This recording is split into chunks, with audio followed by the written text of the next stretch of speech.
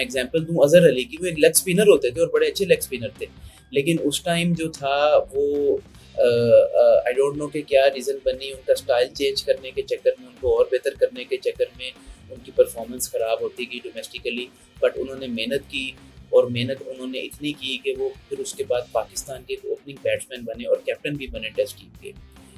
हर साल, हर अरसे में, हर दौर में हमारे पास कोई ना कोई ऐसा स्टार प्लेयर रहा है जिसको देख के हम इंस्पायर होते थे, जिसको देख के हम बॉलिंग करना चाहते थे। वकार यूनुस को देख के बॉलिंग करना चाहते थे, शोएब अख्तर आ गया, उसको देख कर बॉलिंग करना चाहते थे। स्पिनर्स में हमारे पास लाइन थी, बैट्समैन में हमारे पास लाइन थी, ओपनर्स में थी, हिटर्स में थी। अस्सलाम वालेकुम।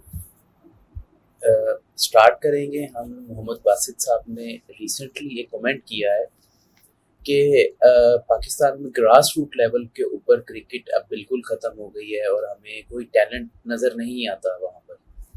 अ, अगर हम उनकी इस बात को मानकर भी चलें तो मैं ये पूछना चाहूँगा कि वो ग्रास रूट के किस लेवल पे ये बात कर रहे हैं, उन्होंने कहाँ पर जाकर ये चीज़ देखी है?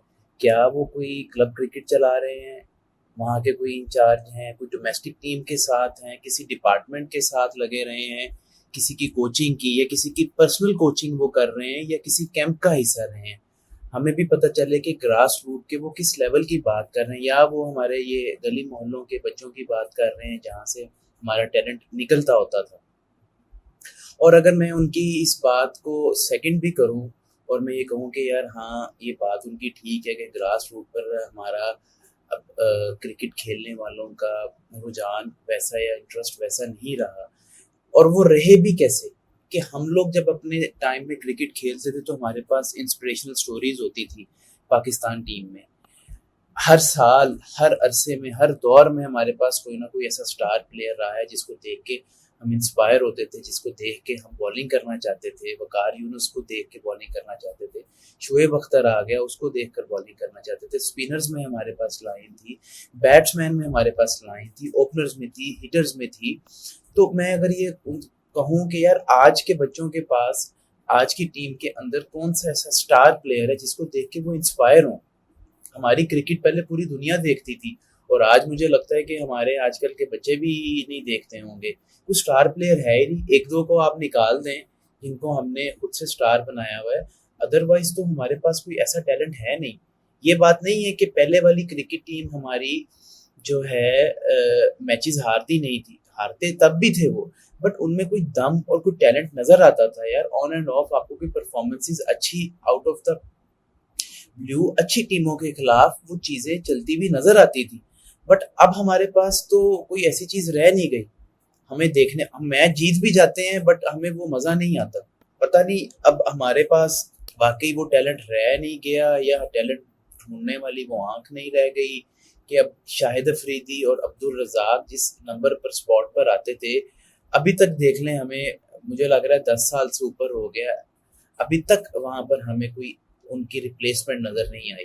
कोई ऐसा प्लेयर हमें कहीं भी, कहीं किसी डिपार्टमेंट में, किसी डोमेस्टिक में, किसी शहर में कोई ऐसा प्लेयर नहीं किसी को मिला कि जिसको हम 10 साल में ही ग्रूम कर लेते। यार 10 नहीं, आप और 5 साल ले लें, कुछ ढूंढा हुआ तो हो, हमें नजर आया यार इस पे मेहनत हो रही है, ये खेलेगा, ये आएगा, लेकिन हमें कोई ऐसा नजर नहीं आ रहा।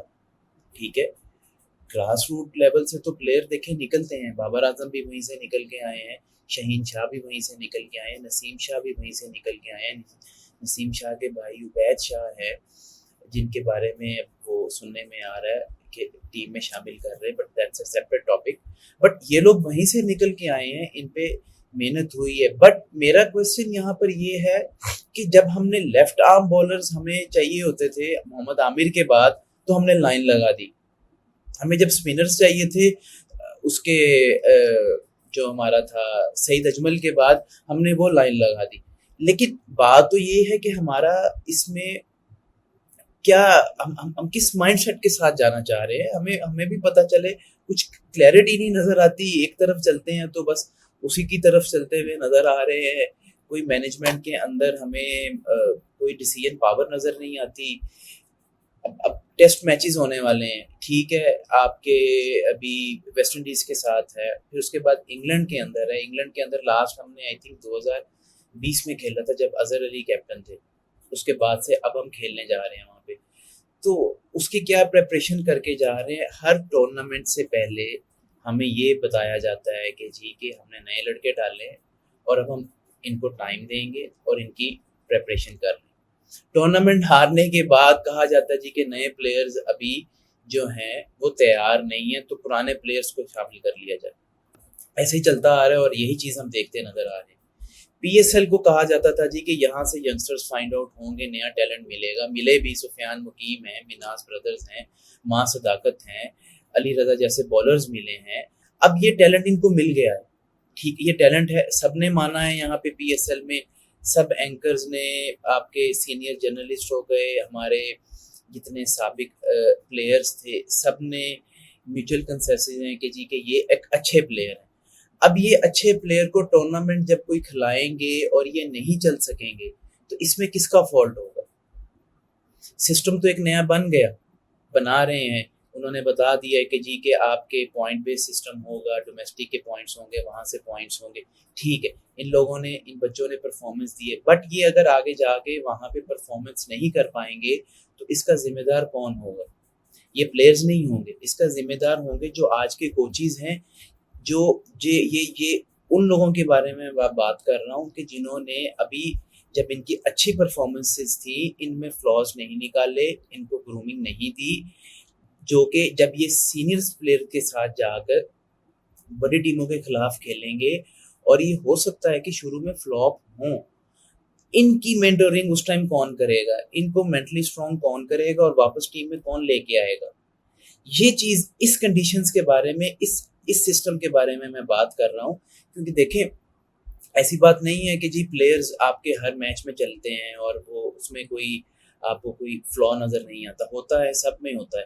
बट यहाँ पर कोचेज़ में हमें हमें मैनेजमेंट में ये चीज़ देखनी है कि इनके साथ कौन काम कर रहा है, ठीक है? 7 से 8 प्लेयर हैं जिनको निकाले जाएँ, जिन्हें पता हो कि आगे इन्होंने सीनियर प्लेयर्स को रिप्लेस करना है। सीनियर प्लेयर्स को चाहिए कि वो इन प्लेयर्स के साथ टाइम गुजारें। देखें, हमें तो ऐसा कोई सिस्टम या कोई चीज़ ऐसी नज़र नहीं आती अनफॉर्चुनेटली। हमें तो यही लगता है कि यार जब सीनियर को बचाना होता है उसको टीम से बाहर कर देते हैं, नया प्लेयर लाते हैं, नया प्लेयर फ्लॉप हो जाता है तो जी वापस सीनियर को ही ले आओ, अभी नया प्लेयर तैयार नहीं। यार उसको तैयार किसने करना है? आपने मेंटर्स हायर कर लिए, आपके 3 से 4 तरह के कोचेज़ हैं, आपके चीफ सिलेक्टर्स कितनी तरह के हैं, फिर एक बाहर से कोच है, फिटनेस के आपके आ गए हैं कोच, इतने सारे बंदे लगाने के बावजूद आपकी टीम का ये हाल है अनफॉर्चुनेटली।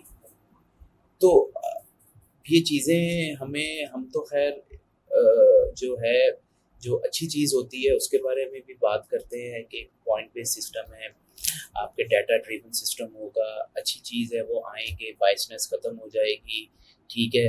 हमारी वुमेंस क्रिकेट टीम में भी ये चीज़ होनी चाहिए। उस छोटी सी एग्जांपल दूँ, आलिया रियाज हैं, 2014 से वो टीम के साथ है, वो क्या परफॉर्मेंसेस दे रही हैं, सीनियर प्लेयर हैं। अब उनको रिप्लेस करने के लिए हमारे पास कौन है? क्या पता जो मैनेजमेंट है उनको निकाल इसलिए नहीं रही क्योंकि उनकी रिप्लेसमेंट का कोई बंदा नहीं तैयार, कोई औरत नहीं तैयार।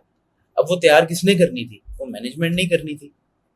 तो ये छोटी-छोटी चीज़ें अब आहिस्ता-आहिस्ता बड़ी बनती जा रही हैं, जो कि ऐसा लग रहा है कि हमारी जो जो क्रिकेट है वो भी हॉकी की तरह आहिस्ता-आहिस्ता तबाह हो रही है। यार बांग्लादेश की टीम देख लें, हमें वो उसके मैचेस देखने में मज़ा आता है, ठीक है?